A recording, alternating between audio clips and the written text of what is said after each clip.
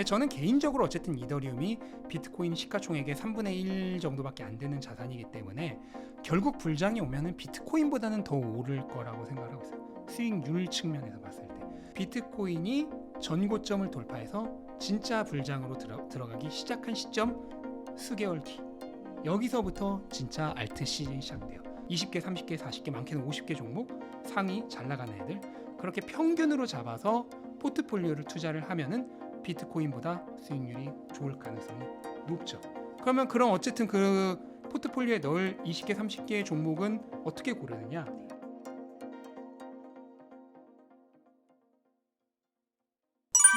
최근에 그 미국 대선 관련해 가지고 공직자 재산이 이제 공개가 되는데 트럼프가 이더리움을 굉장히 많이 가지고 있다고 해서 언론에서 화제가 됐었거든요.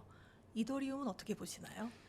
네, 뭐 트럼프가 가지고 있는 이더리움은 사실은 이제 트럼프가 직접적으로 이더리움에 투자를 했다기보다는 이더리움으로 트럼프 NFT를 발행을 했잖아요.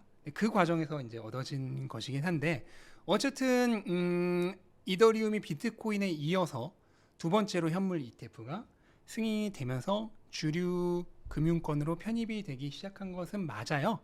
맞긴 한데 아직까지는 조금 저는 불확실성이 많이 존재를 한다라고 생각합니다. 왜냐면 일단 이번에 승인된 현물 ETF 자체가 이더리움의 가장 큰 메리트 중 하나인 스테이킹, 예치를 해두고 이자를 받는, 거의 연 한 3에서 4%, 많을 때는 5% 이상까지 이자를 받는 그 스테이킹 기능이 빠진 ETF이기 때문에 아무래도 매력이 많이 줄었고요. 그래서 실제로 뭐 현물 ETF 거래가 개시된 이후에 생각보다 유입이 별로 좋지 않죠. 또 비트코인 때와 마찬가지로 그레이스케일에서 유출이 굉장히 많이 일어나고 있고, 이런 점을 본다면 이더리움 ETF에 대한 그런 매력이 좀 적은 거가 분명해 보이고요. 동시에 또 위로는 그렇게 비트코인과 경쟁을 하기 버거운 그런 상황에서 밑으로는 또 경쟁자들이 많이 올라오고 있어요. 네. 일단은 이더리움 킬러로 불리는 솔라나가 굉장히 강력하게 얼마 전에 BNB까지 제치고 시총 3위까지도 올라왔었죠. 스테이블 제외하고.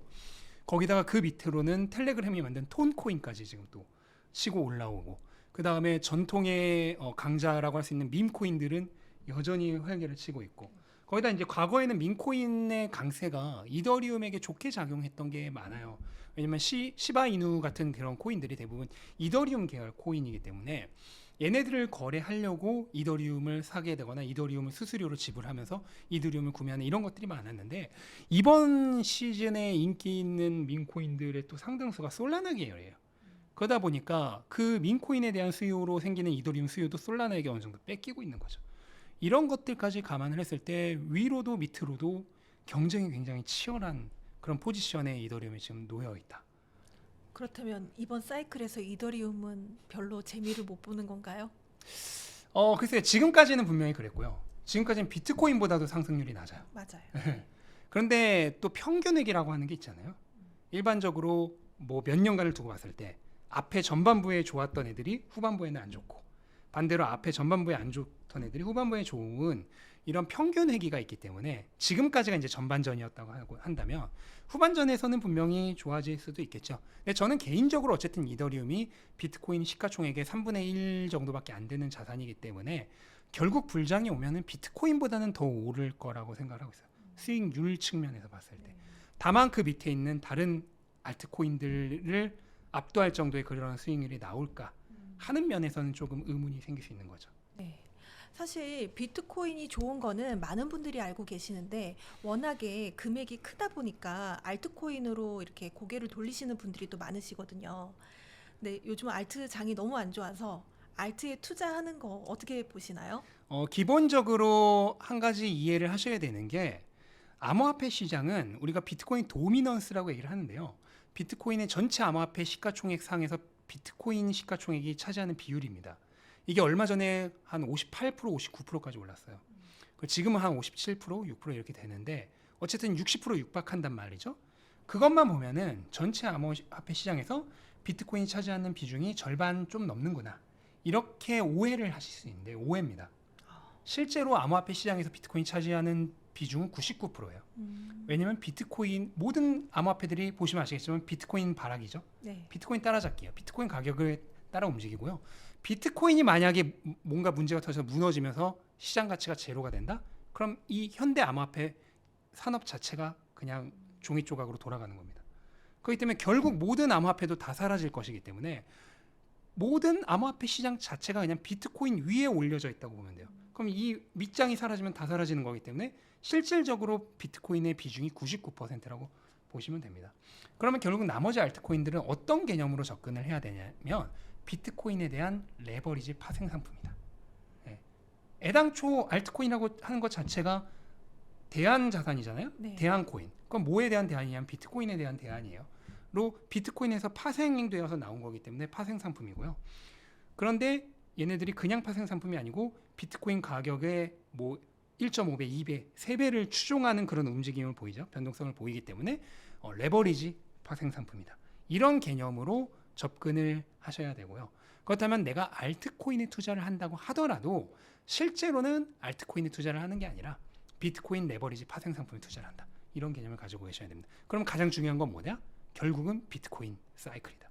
비트코인 사이클에 대한 이해가 되어 있어야 알트코인도 함께 투자를 할 수가 있는 거죠. 네.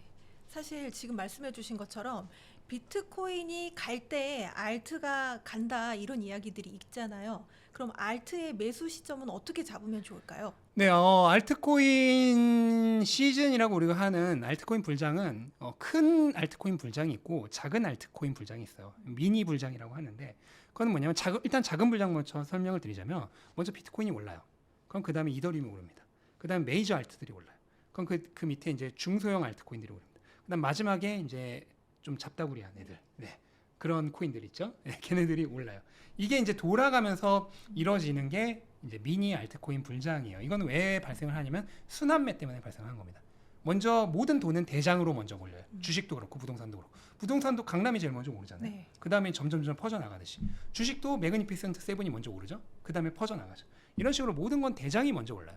그럼 대장한테 오르면 얘가 이미 너무 올랐단 말이에요. 그럼 이제 사람들이 눈을 돌리는 거예요.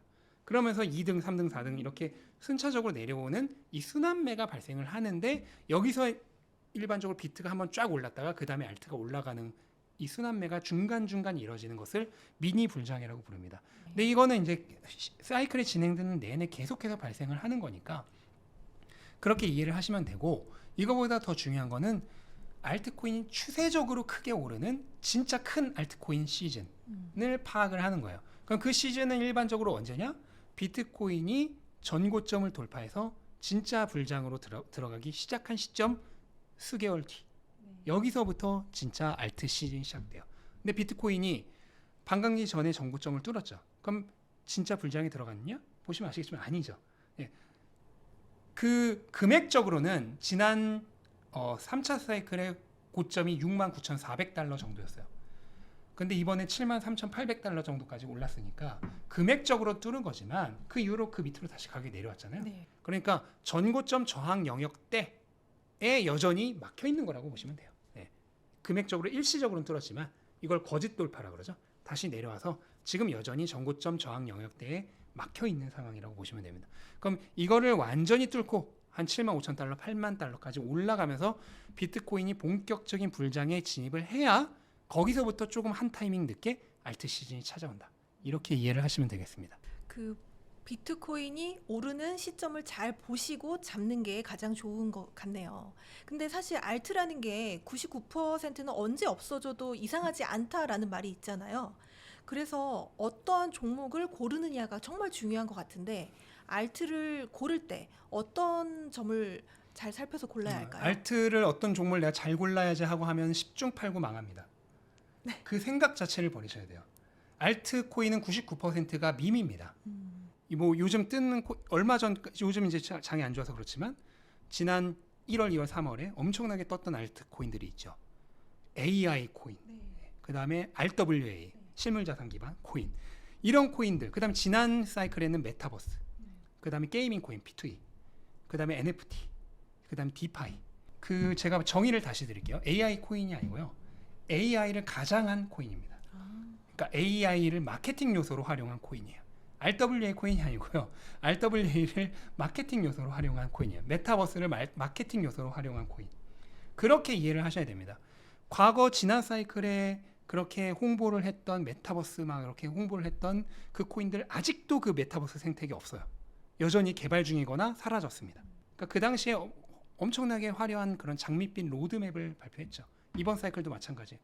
로드맵들 발표하지만 99%는 이루어지지 않고요. 또는 이루어진다 하더라도 십수년이 걸리고 그 다음에 대부분 원래 말했던 것보다 훨씬 못 미칩니다. 그러니까 결국은 그들이 얘기했던 대부분의 로드맵이나 화려한 전망들은 대부분 다 마케팅이다. 그러니까 포장지다라고 생각을 하시면 돼요. 그러면 결국은 포장지에 불과하다면 거기에 투자하는 것은 민코인에 투자하는 거랑 근본적으로 다를 게 없어요. 네, 그냥 인기 있는 코인 투자하는 거예요. 이번 시즌에서는 AI와 RWA가 인기 있었으니까 거기에 투자한 거고 인기에 투자한다는 것 자체가 민코인이죠. 그래서 알트코인은 기본적으로 99%가 민코인이라는 개념으로 받아들이셨으면 좋겠고요. 그럼 민코인이라고 하면은 결국 인기 투표인데 거기에 있어서 내가 뭐를 투자해야겠다 하는 기준이 있을까요? 없죠. 그냥 가장 인기 있는 거 투자해야 되나? 그건 또 가장 인기 있는 것도 별로 안 오를 텐데. 그런 것들을 감안을 한다면 결국 알트코인 투자를 하는 가장 좋은 방법은 뭐냐면 포트폴리오 투자입니다. 한두 개 알트코인을 내가 잘 잡아서 대박을 내야지가 아니라 전체 알트코인, 그러니까 수십 개 알트코인, 인기 있는 애들 위주로, 트렌드가 좋은 애들 위주로. 알트코인은 트렌드 좋은 애들이 이번 사이클은 어쨌든 갈 확률이 높거든요. 그런 애들 위주로 포트폴리오를 짜서 투자를 하는 게 가장 좋아요.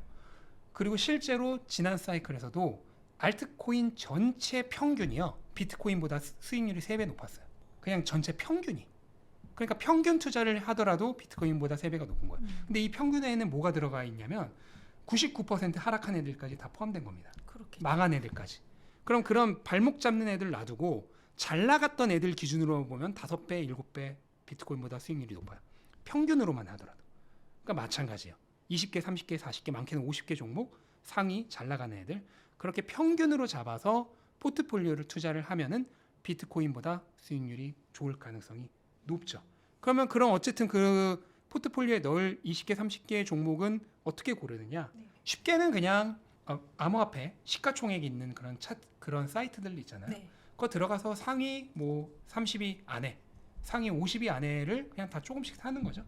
그런 방법이 있겠고 조금 더 전문적으로 하고 싶다고 하면은 제가 이미 다음 책으로 알트코인 책을 준비를 하고 있거든요. 네. 그 책을 기다리셨다가 그 책에서 어떻게 효율적인 포트폴리오를 짜는지 그 방법을 좀 보시면 도움이 되실 것 같습니다. 그 책은 언제 나오나요? 그 책은 연말 안에는 나올 예정입니다. 네. 알트코인 불장이 시작되기 전에. 네.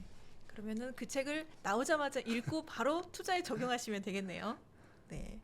그렇다면 지금 투자로 이렇게 들어갈 만한 지금 인기 있는 그런 섹션들이 뭐가 있을까요? 이번 사이클에선 민코인이랑 가장 대표적인 건 이제 강아지들 이런 네. 애들이죠. 그런 애들이 지난 사이클보다 분명히 강세고요. 그래서 민코인에서 가장 인기 있는 대표적인 애들은 시바견을 테마로 한 민코인들이에요. 그래서 도지는 뭐 다들 아시겠지만 민코인 중에 가장 시가총액이 높고 그 바로 밑에가 시바이누인데 마찬가지로 시바견이죠. 그 다음에 또 최근에 떴던 애 중에서 위프라고 해서 WIF라고 해서 솔라나 계열 민코인이 있는데 얘도 시바견이고요. 그 바로 밑에 봉크라고 하는 애도 있는데 얘도 솔라나 계열인데 얘도 시바견입니다. 그 다음 그 바로 밑에 플로키라는 애도 있는데 얘도 시바견이에요. 그러니까 시바견을 테마로 한 밈코인이 가장 인기가 있다 라고 하는 것을 기본적으로 아셨으면 좋겠고, 그리고 이번 사이클에 또 하나의 특색 있는 밈코인이 뭐냐면 약간 B급 감성, 다른 말로 하면 병맛. 그럼 병맛 코인이 이번 사이클에서 또 뜨고 있어요. 가장 대표적인 게 지금 민코인 시가총액 3위인 페페. 페페는 그 이미 많이 보셨을지 모르겠는데 약간 좀 B급 감성에 이상하게 생긴 못생긴 개구리 있어요. 예, 개구리인지 두꺼비인지 모르겠는데 그러니까 얘를 테마로 한 애거든요. 근데 그 밑에도 좀 그런 애들이 굉장히 많이 뜨고 있습니다. 이런 B급 감성 그런 민코인들이 이번 시즌의 트렌드라고 할 수 있고요. 그리고 지금 주식에서도 이미 일어나고 있는 현상이지만 모든 관심이 AI에 쏠려 있잖아요. 그러다 보니까 암호화폐도 제가 분명히 마케팅이라고 말씀드렸지만 어쨌든 이 AI의 이 암호화폐가 미래의 AI에 사용이 됩니다 라고 이렇게 마케팅하고 있는 AI 코인들이 기본적으로 이번 시즌에서는 가장 핫한 트렌드가 아닐까 그렇게 생각을 합니다. 그렇다면 이런 코인에 투자하면 이건 상장 폐지된다. 절대 피해야 된다. 이런 네. 코인이 있을까요? 가장 대표적으로는 이 암호화폐를 이제 처음에 런칭을 할 때 사람들에게 이 모금을 하는데 요거에 굉장히 조금 집착하는 그런 코인들이 있어요. 초반에 모금 활동을 하면서 트위터나 이런 것을 통해서 지금 이 코인이 얼마 전에 상장이 되고 그러면 지금 투자를 하면 초기 투자로서 대박을 낼 수 있습니다. 이런 식으로 홍보를 하면서 모금 활동에 그렇게 집착하는 그런 코인들이 있는데 그런 코인들의 경우에는 대체로 상장하자마자 한 번에 그 코인을 가지고 있던 사람들이 덤핑을 해버리고 그대로 가격이 하락해서 끝나게 되는 그런 코인들이 굉장히 많이 있습니다. 그렇다면 너무 그런 쪽으로 활동을 많이 하는 코인이다 싶으면 피하는 게 좋겠네요. 그렇죠. 좀 그 사기의 가능성이 굉장히 높은 거죠. 네. 가끔 그 뉴스에 나오는 게 그런 그렇죠. 코인인 대부분 것 다 그런 같은데요? 코인들이죠. 네. 네. 그렇다면 지금 만약에 1억이 있는데 코인에 투자하고 싶다 이런 분들이 있다면 어떻게 포트폴리오를 짜면 좋을까요? 네, 일단 기본적으로 무조건 포트폴리오의 근간은 비트코인이 되어야 하고요. 그래서 아무리 못하더라도 비트코인이 절반 이상은 가지고 있어야 되고 그다음에 알트코인도 좀 투자한다 하더라도 시가총액 한 10위권 이내의 알트코인들을 좀 많이 가져서 한 30% 정도는 시가총액 10위권 이내에 들어가는 그런 코인들. 그 다음에 이제 본인이 다른 코인을 투자하고 싶으면은 그거는 포트폴리오 전체 비중의 20% 이내로 좀 하시는 것을 추천을 드립니다. 네. 사실 이 코인 투자가 수익이 크면 클 수도 있지만 사실 또 손해를 본다면 손실도 클 수가 있는데 이렇게 멘탈 관리를 어떻게 하는 게 좋을까요? 멘탈은 내가 멘탈 관리를 한다고 해서 되는 게 아니라요. 그 자산에 대한 공부가 제대로 되어 있어야 됩니다. 어떤 자산에 투자든 마찬가지예요. 꼭 암호화폐가 아니라 뭐 주식에 투자한다고 그러고 채권에 투자한다고 해도 마찬가지죠. 부동산에 투자한다고 해도 마찬가지입니다. 내가 투자하는 그 자산에 대해서 완전히 이해를 하고 있고 공부를 하고 있고 연구가 되어 있어서 믿음과 확신이 생길 때 그 다음에 멘탈 관리가 되는 거거든요. 비트코인 투자도 마찬가지입니다.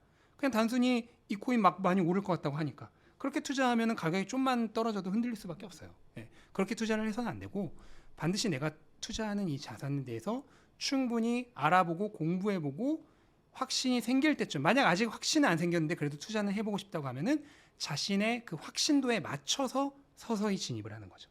처음에 조금만 투자했다가 그리고 공부를 더 해요. 그럼 믿음이 더 강해지고 이해도가 더 올라가겠죠? 그럼 조금 더 투자를 해요. 그럼 더 열심히 공부하겠죠? 그럼 이해도가 더 올라가고 믿음이 더 강해지겠죠? 그럼 그때 더 많이 투자하고 이런 식으로 점진적으로 접근을 하셔야 결과적으로 멘탈 관리도 된다. 이렇게 말씀을 드리고 싶습니다. 자산에 대한 내가 투자하는 자산에 대한 공부를 하는 게 멘탈 관리의 핵심이라고 그렇죠. 이야기하시네요. 네, 오늘 너무 소중한 시간 내주셔서 감사드리고요. 마지막으로 저희 성공의 진심인 구독자분들께 한 말씀 부탁드립니다. 네, 최근에 뭐 자산 시장이 전반적으로 그다음에 암호화폐 시장이 특히 좀 안 좋아서 힘드신 분들 많을 텐데 저는 동트기 전 가장 어두운 구간을 지금 지나가고 있다라고 생각을 합니다. 그래서 지금 포기하는 거는 정말 너무나 안타까운 네. 결정이 되실 수 있으니까요. 조금만 더 힘내시고 그다음에 공부 열심히 하시면서 이해도 높이시면서 그렇게 자산에 대한 공부와 함께 투자를 해 나가신다면 반드시 좋은 성과를 얻게 되실 거라고 믿습니다. 네, 감사합니다. 감사합니다.